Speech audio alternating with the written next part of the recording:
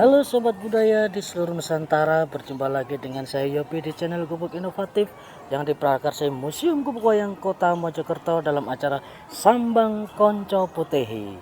Nah Sobat Budaya, sekarang saya akan menyambangi sahabat saya dari kota Surabaya, termasuk 5 Merpati yang sudah terkenal, mungkin sudah tidak asing lagi. Siapa dia? Adalah Bapak Supardi dari kota Lamongan. Seperti apa obrolan santai saya dengan Bapak Supardi?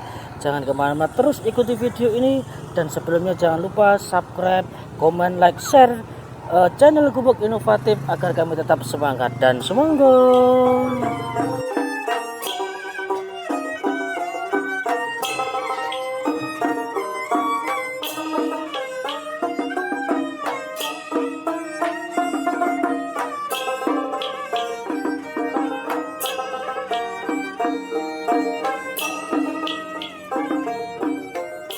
Halo Sobat Budaya di seluruh Nusantara, sekarang saya sudah bersama narasumber, seorang pemain wayang putehi dari kota Lamongan, Bapak Supardi, yang mempunyai sapaan akrab Bapak Aliceng.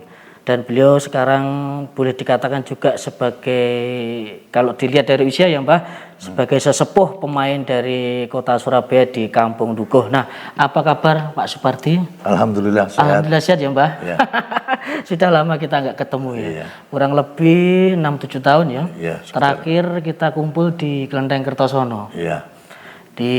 Memang kita pernah satu panggung, dan kalau dilihat usia memang jauh sekali Sobat Budaya. Pak Parti sekarang usia berapa? 68. 68 tahun. Hampir separuh ini dengan usia saya. Memang dulu saya ingat pertama kali Pak Parti ini datang di kota Tulungagung, saya masih main layang-layang di pinggir kuali itu loh Pak. Iya. Pak Parti turun dari bis, tanya di mana tempatnya Kogyoksam.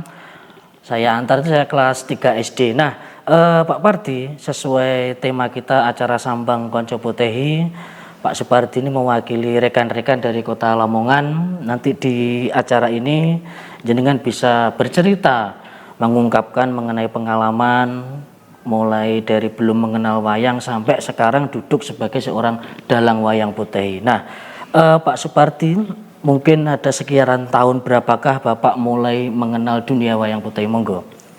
Sekitar tahun 68. 68 itu. 68. Tepatnya di kota Surabaya di Jalan Dukuh.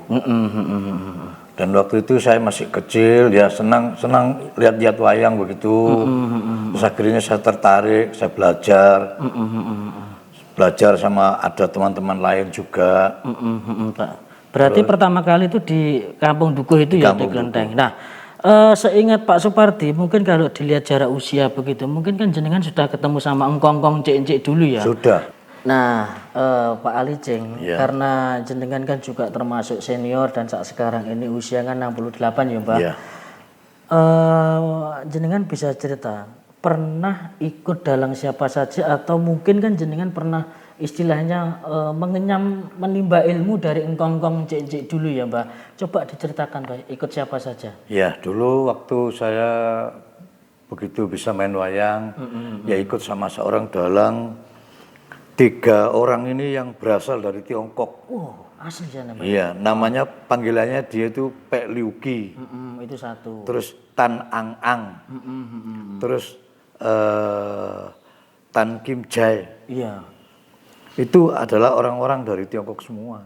Itu yang semua. Iya. Dan kalau Pek Liu Qi, kan bedanya antara Pek Liu Qi dengan Tan Ang Ang. Kalau Pek Liu Qi orang Hokkien, kalau Tan Ang Ang ini orang Hokjian. Jadi tata bahasanya lain. Beda ya Mbak itu ya. Beda. Dan lebih keras lagi itu ikut di wayang yang berbahasa Hokjia ini. Pelajarannya itu harus begini. Tidak boleh, ini harus diremehkan, tidak boleh diremehkan. Cuma kalau sedikit membedakan Mbak, misalkan dari Hokkien ke Hokjia itu kalau kita belajarnya, maksudnya dari segi bahasa itu lebih sulit, lebih mudah yang mana Mbak? Kalau lebih sulitnya memang sulit di bahasa Hokjia. Oh gitu ya Mbak. Kalau Hokkien kan sudah kata-kata itu kalau di Indonesia itu sudah banyak orang mengerti lah. Kata bahasa familiar iya, gitu ya. familiar. Kalau kata-kata orang Indonesia 500, orang Hokkien bisa ngopek, itu kan sudah tahu semua. Memang mudah bahasa Hokkien daripada bahasa Hokjia. Cuma karakter wayang potehi orang Hokkien dengan orang Hokjia itu berbeda. Bedanya? Hokjia itu sering kata-kata kiasan, dia itu menyanyi lagu-lagu, senang lagu-lagu. Kalau Hokkien itu fokus pada cerita, terus dia itu seringnya itu perang, cerita yang berbau perang, Yang kolosal yang kolosal begitu. Kalau Hokjia itu seringnya itu dia itu senangannya itu ini apa, menyanyi, Menari gitu menari, terus orang gandrung gitu. Senangannya begitu, itu Hokjia. Berarti kalau kita istilahnya bukan membandingkan ya, sedikit ada perbedaan, berarti Hokkien itu lebih keras itu ya, Pak? Lebih keras Hokkien. Karena dia kalau dalam cerita itu alurnya senang yang ada pertempuran, ada istilahnya harus ada peperangan begitulah. Tapi kalau Hokjia itu kan seringnya senang cerita itu yang ada alur percintaan, Seperti sampai intai gitu sampai ya. intai, terus sayang keluarga begini begitu. Sedikit-sedikit dia tuh menceritakan sambil menyanyi, itu orang Hokjia. Oh, bedanya di situ. Nah, sobat budaya, itu tadi keterangan yang sangat penting ya, Mbah. Istilahnya sobat budaya bisa membandingkan, ternyata di dalam Potehi itu juga ada Hokkien, ada Hokjia ya, Mbah. Cuma perbandingannya seperti itu. Kalau kita boleh garis bawahi, Hokjia itu berarti lebih sedikit lebih kehalusan gitu ya, Iya, Mbah. halus. Karena ceritanya lebih melo. Iya. Dari percintaan, dari romantis kan seperti itu ya, Mbah. Nah, sekalian begini, Mbah. Karena jenengan sedikit banyak sudah mengenyam menimba ilmu dengan encik-encik ngkonggong dulu. Barangkali ada istilah-istilah dari bahasa Hokkien nanti diartikan ke bahasa Indonesia atau bahasa Hokjia diartikan di Indonesia. Barangkali ada, Mbah? Ya, memang kalau dari bahasa itu istilahnya itu kalau dari Hokjia itu lebih sulit. Kalau Hokkien itu lebih mudah. Ya, seperti Kalau Hokkien seperti begini, kalau kata-kata kiasan itu Mbongsu Cainjin, Singsu Caidien. Manusia punya bisa ingin merencanakan sesuatu, tapi Tuhanlah yang sangat menentukan. Itu dari kata-kata orang-orang kayak orang-orang di dalam pewayangan itu orang pandai. Itu seorang ada lagi kata-kata seorang ini apa? Itu namanya pendekar itu yang mempunyai watak yang sangat keras dan itu dengan pendirian. Kata-kata iyan kijut si mia lantui, sekali meludah tidak akan dilihat kembali. Jadi sekali dia sudah maju pantang untuk mundur. Itu kata-katanya. Terus ini kata-kata seorang kalau di wayang itu kalau keluar raja, kan rata-rata orang berkata Hong Tiao Ise. Iya, betul. Kok Dai Bing An. Itu kan kata-kata saya pernah tanya sama Encik dulu yang orang Hokkien. Bahwa Hong Tio Ise Kok Dai Bing An itu artinya Hong Tio Ise satu angin dari barat melambangkan Kok Dai, melambangkan kerajaan kita kurang baik. Dan semoga kerajaan ini diberikan kelancaran dan aman. Artinya kan Bing An. Iya, keselamatan itu. Keselamatan itu. Betul berarti. Yang saya tahu itu kata-katanya. Terus kalau orang mengeluh seorang panglima habis perang, terus ini panglimanya dia tuh meninggal. Betul. Kan ada kata-kata Kohun Bangsu Tiong Jin Buli Taingo Taijiang Jin Putsi. Wah, Bangsu Tiong itu orang Bocing Li. Panglima aku sudah dibunuh. Itu kata-kata begitu. Itu kan istilah-istilah ngkonggong dulu waktu dipakai untuk pementasan ya, Mbak. Iya. Itu dibuat untuk kata-kata Siulanpek bisa itu. Kata-kata Siulanpek begitu. Iya. Ini kalau menurut pelajaran dari seorang Dalang Tio Tionggi dari Semarang, orang Hokkien. Memang usia jauh lebih tua mereka itu. Iya. Cuman pengalamannya dia itu kental. Emang asli dari Hokkien juga. Dari Hokkien juga. Itu sangat ilmu yang berharga, Mbah, itu yang jenengan sampaikan. Nah, sobat budaya, memang kita tidak bisa pungkiri ya, Mbak Parti, bahwa Potehi ini memang berasal dari Hokkien gitu loh. Ternyata saya juga dengar bahwa ternyata juga ada Hokjia, cuma untuk membandingkan kan seperti itu. Nah, semoga nanti sobat budaya lebih senang, lebih tahu dan mengenal, oh ternyata Potehi itu di Kampung Dukuh itu ada dalang senior nama Pak Parti yang masih kental dengan Hokkiannya gitu. Nah itu Pak Parti, Mungkin sebagai seorang seniman wayang putih dengan usia yang 68 jenengan tetap eksis sampai sekarang nggih. Mungkin ada pengalaman yang terkesan bagi jenengan, oh ini aku sebagai pemain ada satu pengalaman yang membuat saya sampai sekarang ini terharu. Coba Pak diceritakan mungkin. Iya, pengalaman saya yang paling saya ingat sampai sekarang itu memang yang menjadi kebanggaan saya. Waktu itu ada seorang dalang dari Tiongkok. Ya mungkin usianya seusia saya pada zaman dulu itu ya kira-kira sekitar 20 tahun yang lalu. Dan mereka itu datang ke Surabaya untuk nyari panjak wayang potehi yang bisa mengiringi dia pentas. Oh, berarti dia dari Cina, dari Tiongkok tidak membawa panjang atau Tidak anggota? membawa panjak, hanya membawa perlengkapan sama wayang. Wayang. Terus dia datang ke Kampung Duku itu, dia melihat ada wayang. Terus dia ngetes, ini kira-kira bisa nggak ini caranya begini. Soalnya kan caranya, kalau di Indonesia itu cara wayang potehi itu sudah agak sedikit geser sedikit cara instrumennya. Terus akhirnya dia tuh minta begini. Oh ya caranya begini. Akhirnya dia ngetes bisa. Lah itu paling berkesan. Saya mengiringi dalang dari Tiongkok itu durasinya 2 jam. 2 jam. Itu di mana, Mbah? Ada satu perkumpulan di gedung di THR itu. Itu kumpulan seperti alumni orang Hokkien atau Orang Hokkien. Orang Hokkien semuanya. Namanya Gihin Chongwei kalau tidak salah. Oh, Itu berarti gedungnya itu. dalang orang Cina itu mungkin alumni orang Hokkien, dia pengen pentas di gedung itu. Cuma dia kesulitan mendapatkan panja. Akhirnya datang ditemani siapa saja, Mbak, selain jenengan? Saya sama Pak Mujiono sama Pak Edi. Oh, sama Pak Orang Edi. 3. Orang 3. Iya. Durasinya 2 jam. Ternyata mereka itu begini. Cara dia bahasa Hokkien, terus sama temannya itu ngomong. Waktu saya lihat di Kampung Duku sama dia nabu sekarang itu kok agak sedikit beda. Terus bedanya gimana? Kalau sekarang ini benar, tapi kalau yang di Kampung Duku itu agak sedikit geser. Cara nabunya gitu dia. Berarti kan harus diperbaiki lagi. Iya, harus ada pembenahan. Berarti cara-caranya itu, caranya berarti yang benar begini. Dan Pak Luki itu orangnya itu waktu tahun 64 itu dalang di Kampung Duku itu masih bahasa Hokkien. Terus begitu pergeseran tahun 66 sudah bahasa Indonesia, termasuk yang dalang di situ itu ya Ciang Ang, terus Tan Kim Jae. Juga ini dalang dari Tulungagung itu Pak Gunawan Lim Sing Chuan itu. Itu 67 68 Pak Sing Chuan sudah dalang di situ. Tapi juga menimba ilmu di situ ya, Pak? Saya juga menimba ilmu di situ. Untuk Pak Sing Chuan juga dari Kampung Duku? Iya, Pak Sing Chuan juga dari situ. Berarti kalau di garis bawahi ya Pak Pardi, menurut cerita pengalaman jenengan juga dari Pak Mujiono kemarin, berarti almarhum Kosan, almarhum Om Sing Chuan, juga almarhum Pak Susomo, juga almarhum Om Ingting Pak Bejo itu, mereka semua alumni Kampung Duku? Alumni Kampung Duku semua. Soalnya pusatnya di sana itu kalau sekarang kan setiap hari main. Iya. Dari tahun 66 sampai sekarang. Sebelum tahun 66 itu mereka Kampung Duku itu main, cuma durasinya itu panjang. Sampai 6 bulan, 7 bulan. Jadi bergiliran. Kayak ini harus begini, mendatangkan orang dari luar kota ini, dari sini untuk panjak dan dalang-dalang itu. Dan dalang-dalang itu juga digembleng dari Ciang Ang dan Tan Kim Jae itu. Iya.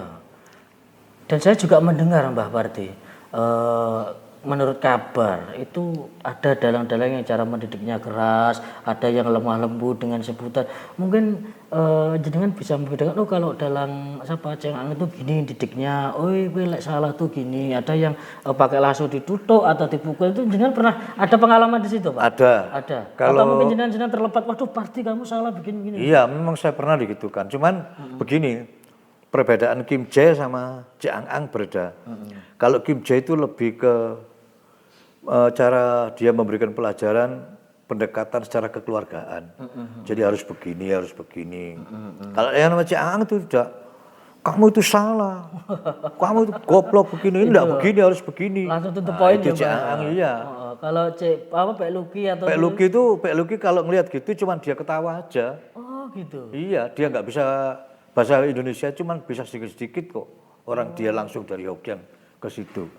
Jadi ngerti bahasa Indonesia cuma sedikit-sedikit, cuman dia cuma ketawa-ketawa gitu aja. Kalau tahu salah kita Iya, cuma ketawa. Cuma iya. kita kan tahu salahnya berarti kalau dia tahu, ketawa ya Pak. tahu ini salah, ini begini salah, begini salah, gitu tahu. Berarti di tahun 66 itu almarhum Dalang Pak Luki itu full bahasa Hokkien Pak. Bahasa Hokkien. Tidak ada translate bahasa Indonesia. Tidak ada.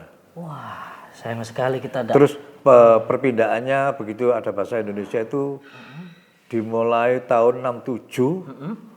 Pertama Lim Sing Chuan dalang di Kampung Duku. Oh berarti istilahnya kalau ada istilahnya peranakan keturunan seperti Om Sing Chuan baru masuk bahasa Indonesia. Bahasa Indonesia. Itu Om Sing Chuan pertama Om Sing kali. Chuan. Jadi Om dia Sing sudah Chuan bahasa Indonesia. merubah peradaban pentas putih di Kampung Duku itu ya Pak? Iya. Ya waktu itu panjaknya itu ya kalau tidak salah yang 2 dari Tulungagung, yang 2 itu dari Mojosari. Sing Po sama Sing Chuan, terus Si Kim Chuan sama Lim Sing Dae adik saudaranya. Oh ya tahu ya Papa Si Kim Chuan, Si Kim Chuan kan orang Tulungagung juga. Bawaras itu namanya. Oh Bawaras, kalau itu saya tahu. Bawaras itu kenal mulai dari dia nginjak di Kampung Duku 67 saya sudah kenal Bawaras. Berarti Bawaras juga alumni. Alumni Kampung Duku juga. Berarti sobat budaya memang kita tidak bisa dipungkiri ya Mbak. Ya. Dari cerita jenengan Dalang asli dari Tiongkok datang ke Kampung Dukuh mengadakan pementasan dan ada pendekatan dari peranakan-peranakan itu. Dan yang pertama kali Dalang pakai bahasa Hokkien itu Pak Luki itu. Terus akhirnya pakai bahasa Hokkien, baru ada perubahan baru Dalang Sing Chuan itu pakai bahasa Indonesia. Bahasa Indonesia.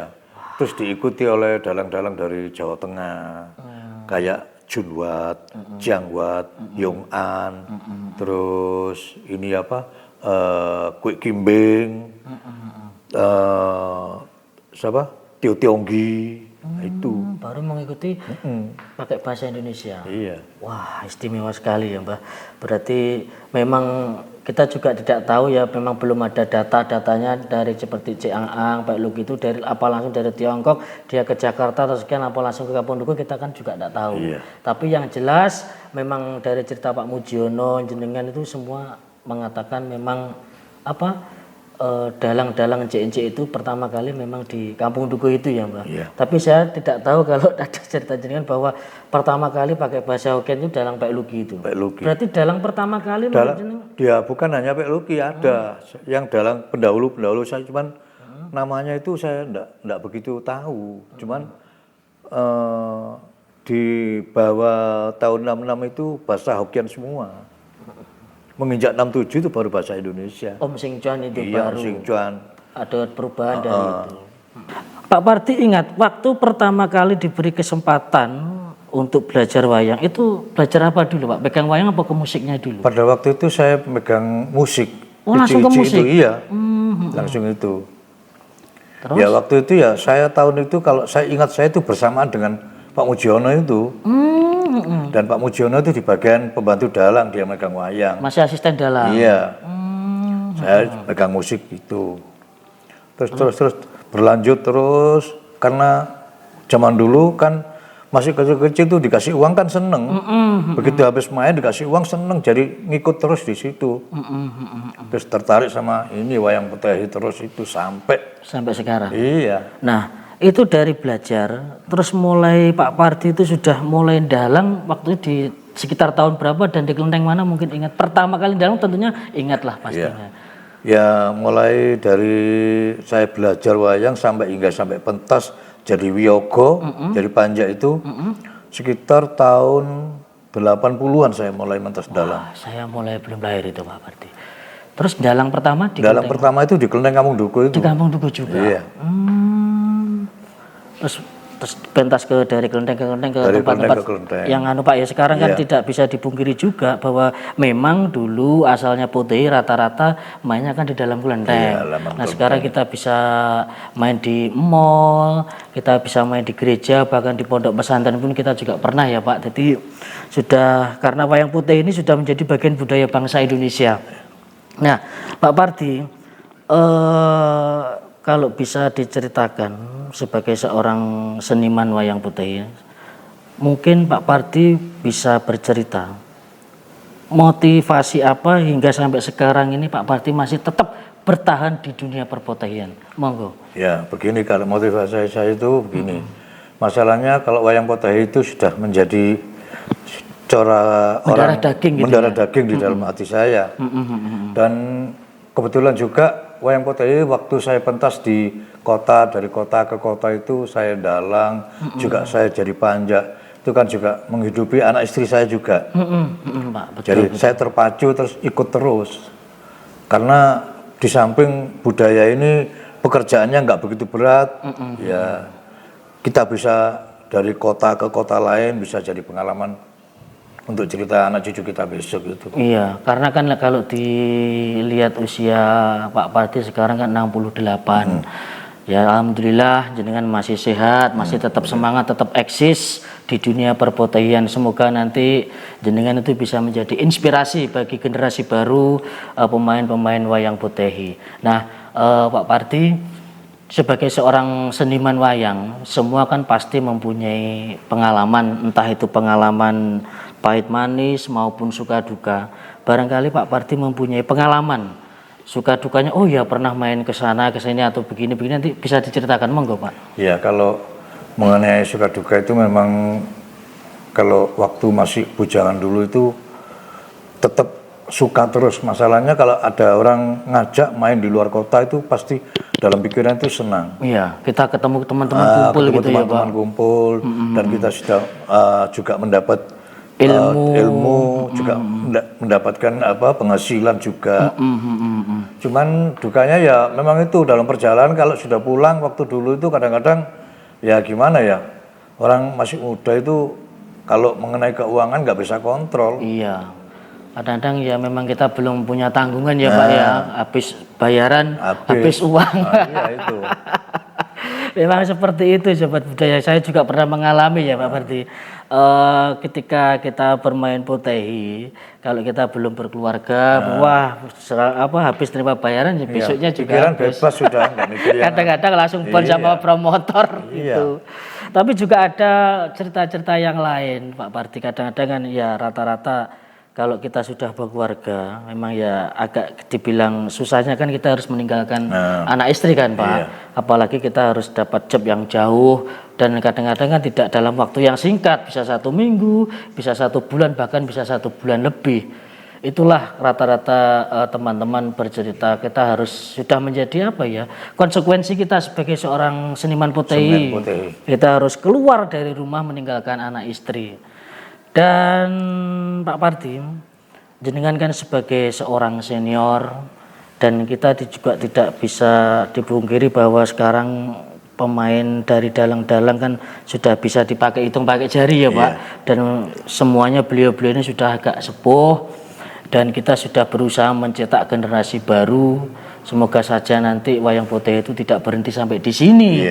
Karena sungguh disayangkan menurut perjuangan dari engkong-engkong turun ke dalang-dalang lain hingga jenengan, Pak Mujiono, Pak Subur dan dalang-dalang yang lain, jika ketika potehi ini besar justru pemainnya sudah habis Pak. Karena potehi ini kan sudah merana ke kancah Asia maupun ini Eropa. Nah, jenengan sebagai senior mungkin ada pesan-pesan untuk istilahnya memberikan motivasi untuk generasi baru pemain-pemain muda di wayang potehi agar mereka tetap semangat bertahan di dunia potehi. Monggo Pak, bisa disampaikan apa sesuatu? Ya begini, masalahnya itu kan wayang potehi ini sekarang ya memang sudah tergerus oleh acara dari budaya modern.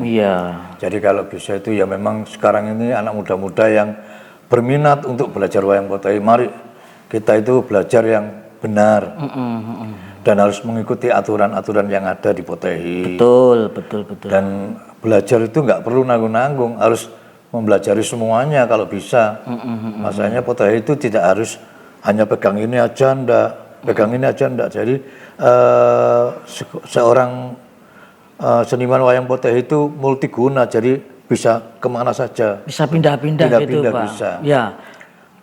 Jadi kalau aturan yang dulu itu memang wayang potehi itu kan kalau orang sudah kerja main wayang potehi dari awal harus dari akhir. Iya, kalau saya ingat itu almarhum Pak Bejo Santoso itu bahasa Hokiannya apa Pak? Harus ada kepala, ada ekor. Tahu ubue. Ada kepala, harus ada buntut, ada sana ekor. Maksudnya kan istilahnya kita tuh kalau main dari awal harus sampai habis gitu ya sampai Mbak. habis. Udah umbi ya. Tahu uboy. Nah itulah sobat budaya, sedikit-sedikit ini kalau Pak Pardi ini kalau bahasa Hokianya wah ini 60% 70% menguasai ya Mbak.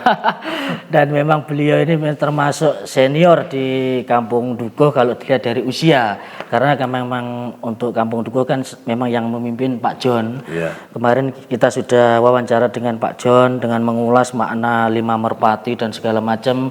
Alhamdulillah Pak John sudah mengupas semuanya hingga kemungkinan nanti sobat budaya bisa menambah wawasan gitu loh Mbak. Oh ternyata makna dari 5 merpati ini di Kampung Dukuh pemainnya ini kan gitu loh Mbak. Inilah tujuan Museum Gubuk Wayang mengadakan acara wawancara di Sambang Konco Putehi. Tujuannya yaitu Mbak memperkenalkan inilah pemain-pemain wayang-wayang Putehi yang berada di berbagai kota. Dikatakan nanti kita usahakan di seluruh Indonesia kita sambangi Mbak. Semoga saja acara ini tetap berjalan lancar. Nah Pak Pardi di belakang ini ada 2 wayang Putehi. Nah jenengan kan tergolong sebagai seorang dalang. Coba ini tokoh apa saja Pak diceritakan kepada sobat budaya. Ini kalau dilihat dari potongannya ini adalah Raja Lisibin. Oh Raja Lisibin. Nah untuk ini Pak. Dan ini seorang tokoh penasihat kerajaan gitu. Penasihat kerajaan. Dengan nama Jibokong. Nah Pak Pardi kan juga sebagai seorang dalang. Coba istilahnya peragakan sedikit Pak dialognya. Syukur-syukur pakai bahasa Hokian Pak, biar nanti sobat budaya wow ini bahasa keren. Hokiannya itu agak ya enggak apa-apa ya enggak apa-apa sedikit-sedikit aja Pak, monggo. Ya, bansui ya Tian Cukong bansui, bansui. Cikunsu untuk datang ke istana mungkin ada yang dilaporkan bansui kota raja dalam keadaan aman, maupun ini adanya semua para menteri Bunbukwa tidak melalaikan tugas yang diberikan oleh Baginda Raja. Sekarang mereka semuanya bersatu untuk mengamankan kota raja pada zaman dinasti Taitong Tio saat ini Bansui. Bagus kalau demikian. Mari kita istirahat. Cikunsu, Bansui Cin, Cinde. Itu tadi sobat budaya, Bapak Supardi atau Pak Halijeng ini memang beliau sebagai seorang dalang sedikit memperagakan dalam pertunjukan seorang Raja Lisibin ya Mbah, dengan penasihat kerajaan Jibokong dengan sedikit dialek.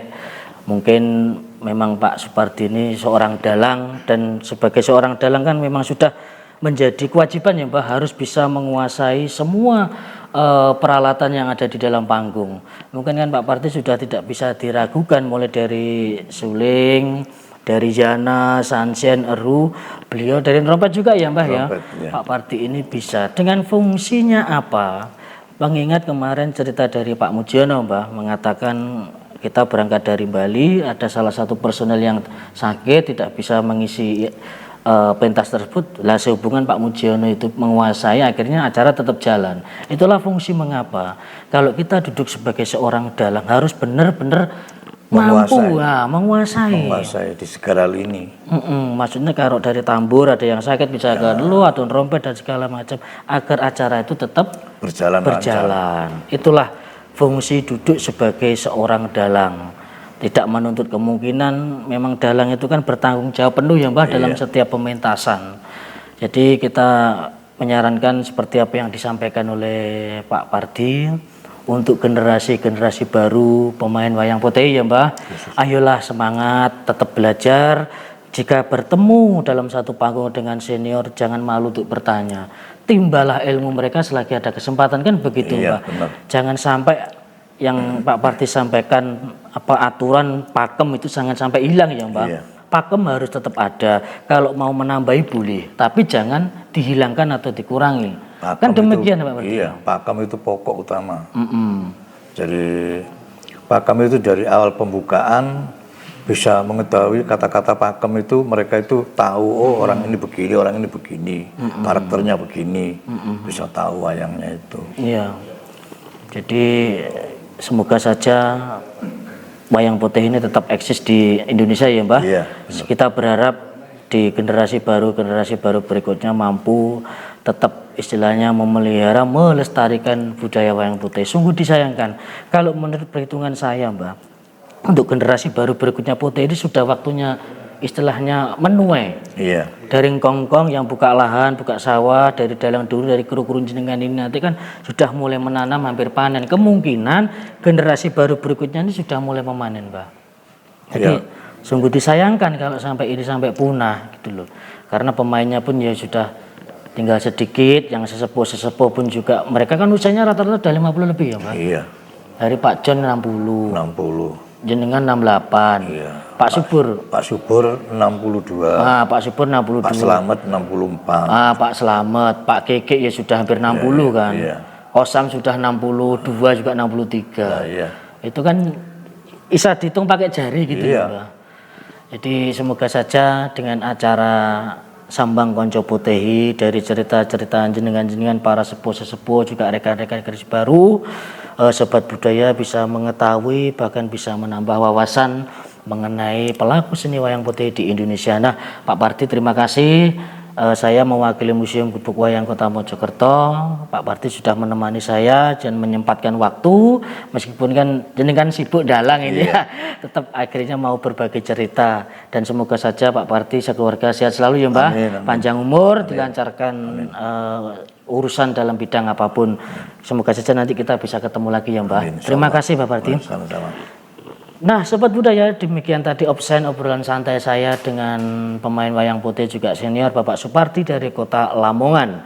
Semoga acara Sambang Konco Putehi ini selalu bisa menambah wawasan sobat budaya untuk mengetahui pemain-pemain wayang putih di kota ini Lamongan dan juga di seluruh Indonesia. Saya mohon maaf jika ada kata-kata yang salah. Dan tak lupa juga mendoakan semoga sobat budaya selalu diberikan keselamatan, panjang umur, sehat selalu dan dilancarkan usahanya. Terus ikuti channel Gubuk Inovatif yang diprakarsai Museum Gubuk Wayang Kota Mojokerto. Kita akan berjumpa di Sambang Konco Putih di kota-kota berikutnya. Salam budaya mempersatukan bangsa.